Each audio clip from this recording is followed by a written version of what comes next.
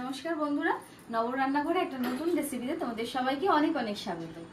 আজকে বানাবো মোদক, কিন্তু খুব সহজভাবে খুব তাড়াতাড়ি হয় এরকম একটা মোদক তোমাদের সাথে শেয়ার করব। যেহেতু আমি বানাচ্ছি তোমাদের সাথে সেটা শেয়ার করতেই হবে, তাই না? তো চলো সোজাসুজি রান্নায় যাই। দিয়ে দিচ্ছি বেসন,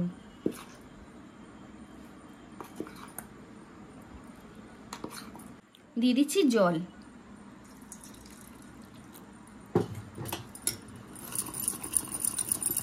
বেসনটাকে ভালো করে মেশাতে হবে।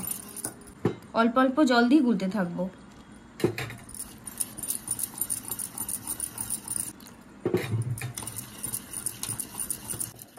বেসনটা গোলা হয়ে গেছে, আর দেখো একদম মোটা করে কিন্তু আমি গুলেছি। এবারে বেসন গুলাটার মধ্যে দিয়ে দিচ্ছি একটু ঘি, আবারও ভালো করে মিশিয়ে নেবো ঘিটাকে। বেসনটা গোলা হয়ে গেছে, এদিকে আমি তেলও বসিয়ে দিয়েছি। তেলটা গরম হচ্ছে, আর কতটা মোটা রেখেছি ব্যাটারটা তোমাদের সেটা দেখাচ্ছি। এই দেখো, বুঝতে পারছো? ঠিক এতটাই মোটা রাখতে হবে। তেল গরম হয়ে গেছে, এবার বেসনটা ভেজে নিই। জাস্ট চামচে করে তুলবো আর এরম এরম করে দিয়ে দেবো।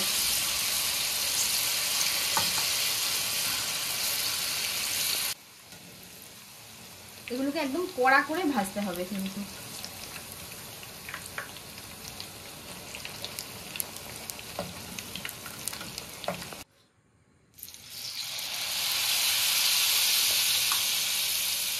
কেমন হচ্ছে না সুন্দর বেসনের মুড়মুড় এগুলো?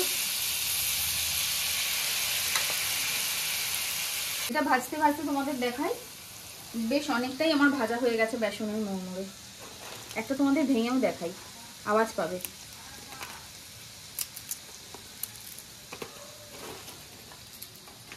এরকম ভাবে মচমচে মুড়মুড়ে করেই কিন্তু ভাজতে হবে।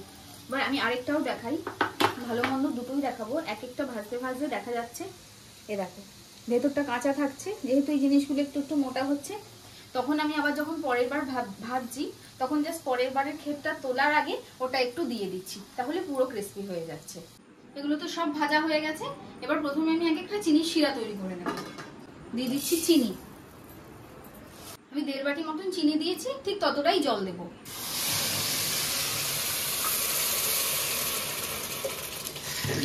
এবার একটা মিক্সির বড় বাটি নিয়ে নিয়েছি, আর নিয়ে নিচ্ছি 4-5টা মতন এলাচ।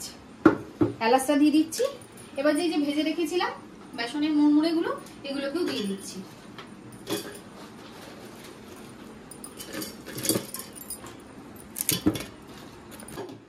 এবারে এগুলোকে গুঁড়ো করে নেবো। একদম মিহি গুঁড়ো করবো না, কতটা গুঁড়ো করবো সেটা করে এনে তোমাদের দেখাচ্ছি। এই দেখো মিক্সিতে গুঁড়ো করা হয়ে গেছে, আর এই যে একদম মিহি নয়, এরকম দানা দানা মতন করে আমি গুঁড়ো করেছি। আর এখানে আমার শিরাও তৈরি, আর শিরার মধ্যে আমি সামান্য পরিমাণে কেশরি ফুড কালার যেটা, সেটা ইউজ করেছি। কালারটা ভালো আসবে তাতে। এবারে এর মধ্যে দিয়ে দিচ্ছি ওপর থেকে 4 মগজ, একটু কটা 4 মগজ ছড়িয়ে দিলাম, আর দিয়ে দিচ্ছি ঘি। দিয়ে ভালো করে এটাকে মেখে নেব।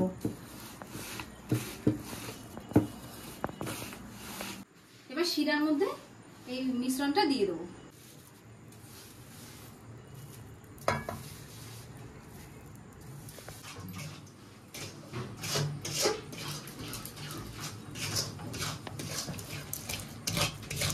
এবারে শিরার সাথে একটু ভালো করে মেশাতে থাকবো।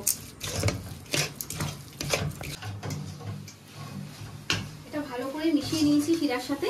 তো তোমরা দেখো আস্তে আস্তে কালারও চেঞ্জ হয়ে গেছে। এবার এটা নামিয়ে রাখবো। নামিয়ে নিয়েছি, এবার মোল্ডের মধ্যে দিয়ে দিচ্ছি।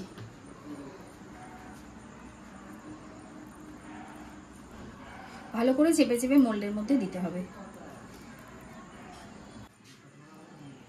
এই ভরাটা, পুর ভরাটা যতটা সম্ভব চেপে করতে হবে। চলো খুলে নিই এবার মোল্ডটা।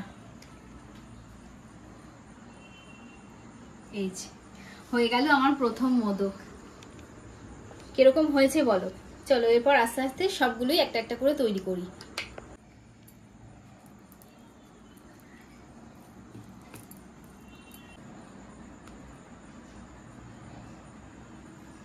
হয়ে গেল আরেকটা মোদক। চলো আগে সব মোদকগুলোই তৈরি করে নিই। তৈরি করে নিয়ে চলে এলাম 1 থালা মোদক। আর এই মোদকের রেসিপিটা তোমরা অবশ্যই বাড়িতে ট্রাই করো। কিন্তু দোকান থেকে তো আমরা কিনে খেয়েই থাকি, কিন্তু বাড়িতে নিজের হাতে বানানোর মজাটাই আলাদা। তো রেসিপিটা ভালো লাগলে অবশ্যই একটা লাইক কমেন্ট শেয়ার করে দিও। তো আজকের মতো টাটা, সবাই ভালো থেকো, সুস্থ থেকো, আর খেতে থাকো, খাওয়াতে থাকো। সাথে নবরান্নাঘর চ্যানেলটাকে কিন্তু অবশ্যই সাবস্ক্রাইব করে দিও যারা নতুন দেখছো, তাহলে এরকম সহজ সহজ রেসিপি তোমরাও দেখতে পাবে। তো চলো টাটা।